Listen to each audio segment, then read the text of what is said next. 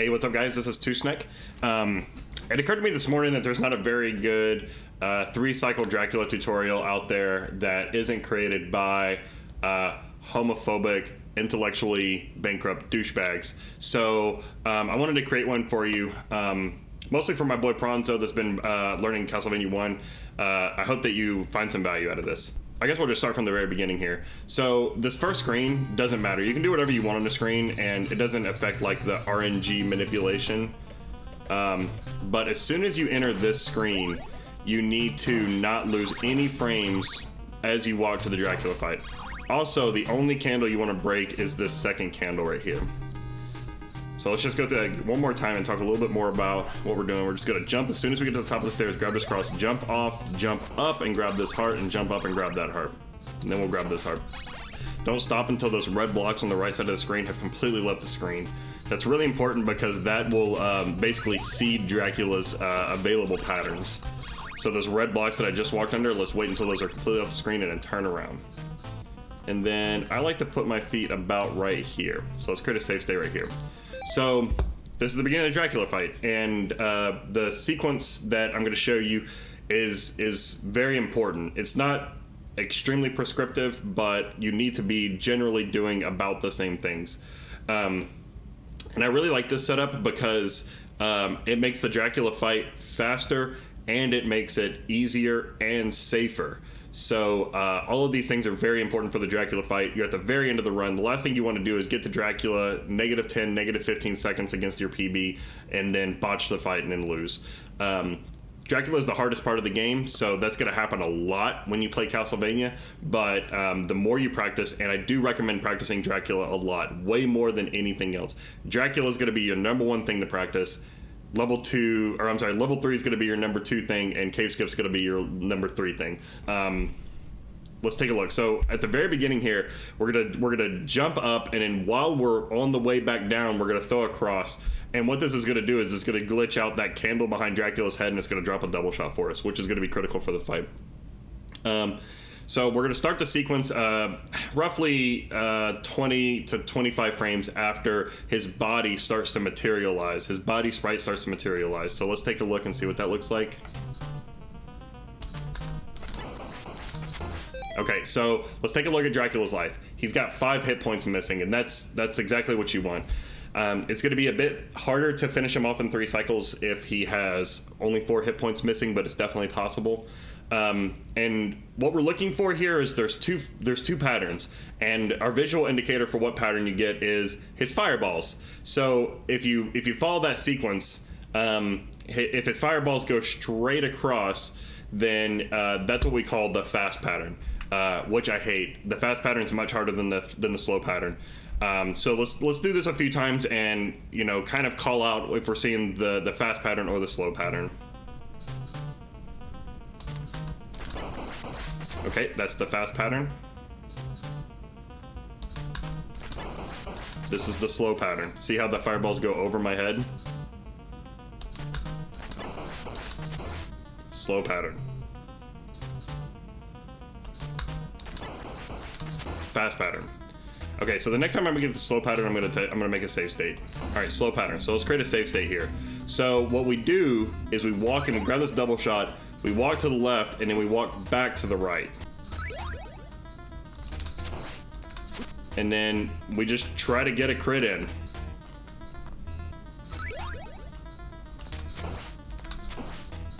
We missed the crit. So, and the reason why we do this little shimmy here is because on this pattern, the second phase is going to be different for the fast pattern or the slow pattern. So on the slow pattern, what Dracula is going to try to do is he's going to try to materialize right on top of you. So that's why we walk over to the left to kind of plant, to kind of root him in an area, and then move back to the right. And our goal is that we want to be facing him with maybe 2 to 4 pixels of room between his sprite and the front of our foot. And as soon as he materializes, I'm going to jump up and do a whip, and I'm going to land, and I'm going to wait. And I'm going to wait for him to open his cape. And as soon as, I'm talking like the frame I see him open his cape, I'm rolling my thumb across the jump and the whip button. I'm talking like there's probably 2 frames between me pressing the jump button and the whip button, maybe 3 frames. So I'm just rolling my thumb very quickly, and I show you what my controller looks like here. I'm just gonna roll my thumb very quickly across these. It's gonna look like that, I guess. Everybody has their own grip, but that's the grip I use, and it works pretty well. So pick up the double shot, do a little shimmy, and that's the crit. And then we're just gonna finish them off with a couple of crosses here. And that's what the 3 cycle looks like. So let's just do this a few times so we can see what success and failure looks like. All right, that was the crit. Throw the couple of crosses, and the point where I'm throwing the crosses is about right here, about, you know, just a few pixels to the right of his coffin is when I'm gonna jump up and start throwing the crosses. Now you want to be careful because this candle right here is gonna have your triple shot in it. You don't want to accidentally grab the triple shot before you get the holy water. So you throw the 2 crosses, and then you land here, and then you have to jump over his fireballs and over the double shot and whip him for the last hit.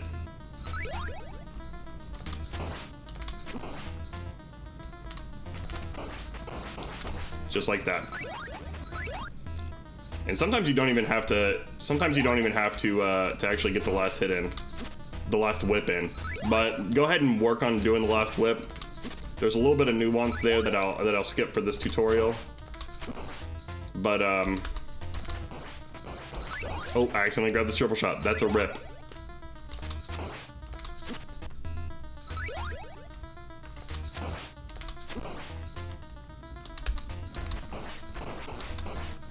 Just like that. Okay, so I'm gonna do this a few more times, and then let's take a look at what the fight looks like if I don't get the crit. Because for many people that are shooting for like a sub 12 time, you don't need a crit. You can be successful with like a 5 cycle or a 6 cycle Dracula. So let's take a look at what that looks like. And this is just off of the slow pattern branch. There's an entire other branch that's the fast pattern branch that we'll get to in a minute. Okay, we missed that. We're still gonna do the same thing here. And he's got 4 hit points left, so we gotta jump. Took a hit and died. Yep, that happens. That just happens. Okay, we missed that.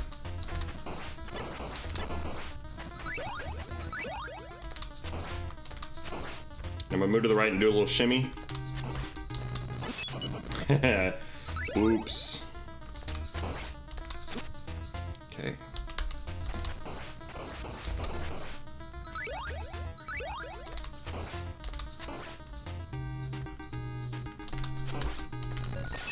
Okay, that's what that looks like.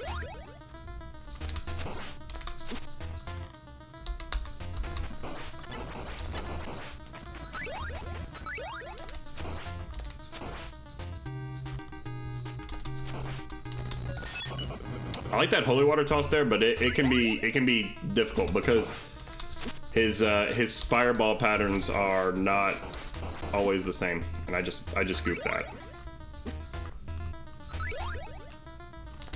Oh man, didn't take my hand off the D-pad. Okay, that was a crit.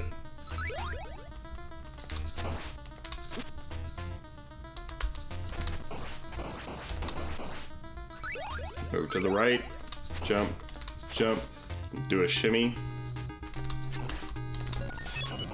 Okay, let's talk about the fast pattern branch. Okay, let's create a save state here.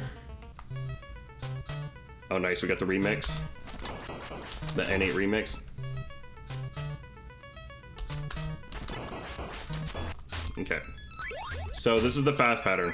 Okay, disclaimer. I suck at the fast pattern, and a lot of different people have a lot of different methods that are successful. I'm gonna show you what I use, and I don't think it's particularly good, but you'll get the idea, and then you can work on your own setup. So, hug the wall, wait for them to materialize.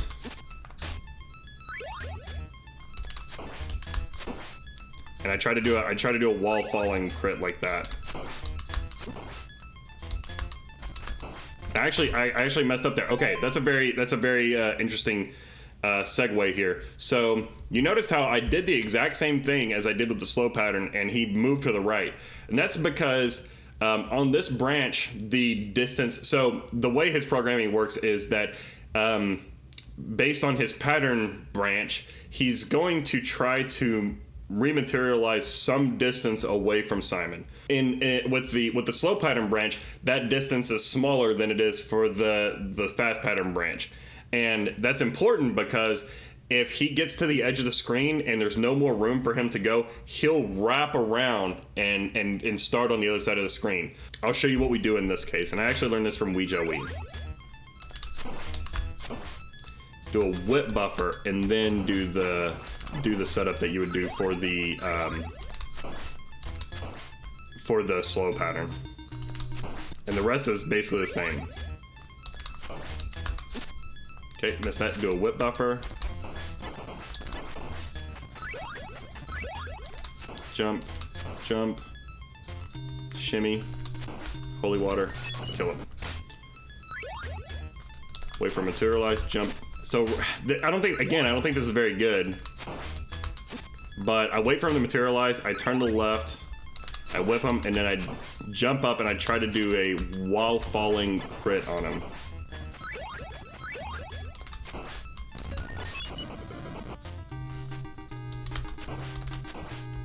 Okay, so let's do this again until we get a crit. Okay, that was a fail. That was a fail. Surprisingly, I thought that was gonna be good. Okay, I turned to the left too early there.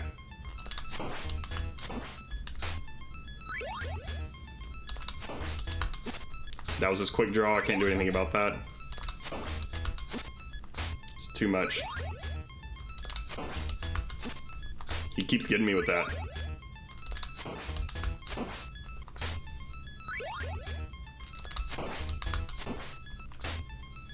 Yeah, so I suck at this one.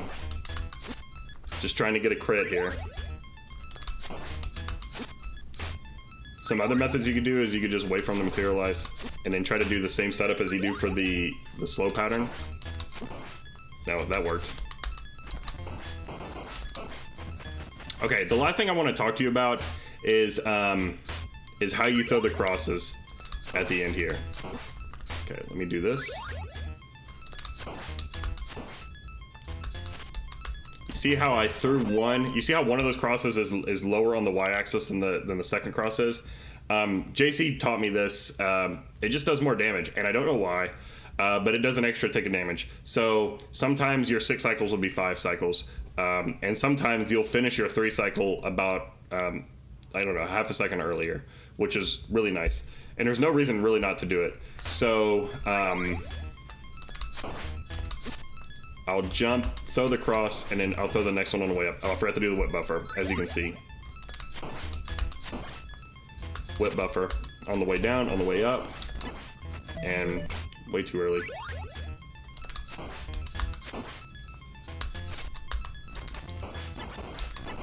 So, yeah, that's the phase 1 Dracula fight. The Cookie Monster is easy. You probably don't need any help with that, but if you do, just hit me up. Again, my name's 2Snack. This is the 3-cycle Dracula fight. There is a 2-cycle, which is much harder, but I encourage you to master this one first, and then once you're in the, I don't know, at least sub 12, you want to start looking at the 2-cycle, maybe 11:45. Anyway, I'm out. Take care.